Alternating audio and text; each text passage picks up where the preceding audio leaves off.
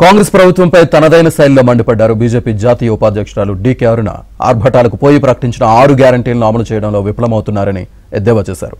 రాష్ట్రంలో తీవ్రమైన కరువుతో పాటు అకాల వర్షాలకు పంటలు నష్టపోయిన రైతులకు ఈ ప్రభుత్వం ఏం భరోసా ఇచ్చిందని ప్రశ్నించారు. కాళేశ్వరం ప్రాజెక్టుపై సీబీఐ విచారణ కోరతామన్న ముఖ్యమంత్రి రేవంత్ రెడ్డి నేడు జ్యుడిషియల్ విచారణ అనడానికి కారణమేంటో చెప్పాలని అన్నారు. గ్యారంటీలు అమలు చేయలేమని ఈ ముఖ్యమంత్రి గారే ఒప్పుకున్నారు.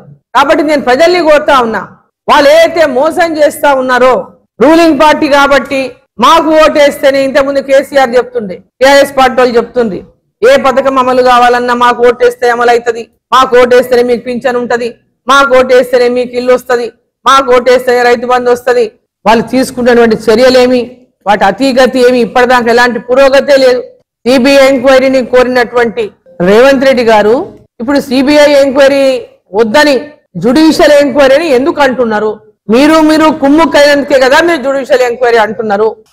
ఫోన్ ట్యాపింగ్ల పైన అంటే ఇప్పుడు పార్లమెంట్ ఎన్నికలు ఉన్నాయని లేదా ఈ యొక్క 6 గ్యారంటీలు ఉన్నావని వాటి నుంచి దృష్టి మళ్లించడం కోసం ఈ 6 గ్యారంటీల విషయంలో విఫలమై ఈ ఫోన్ ట్యాపింగ్ అని అదని ఇదని ఏదో చేస్తున్నటువంటి ఆర్భాటాన్ని సృష్టించి వాటిని మళ్ళా ఎలాంటి పురోగతి లేదు, అతిగతి లేకుండా పక్కకు వదిలేస్తా ఉన్నారు. రైతులకు 2 లక్షల రూపాయల రుణమాఫీ అన్నారు.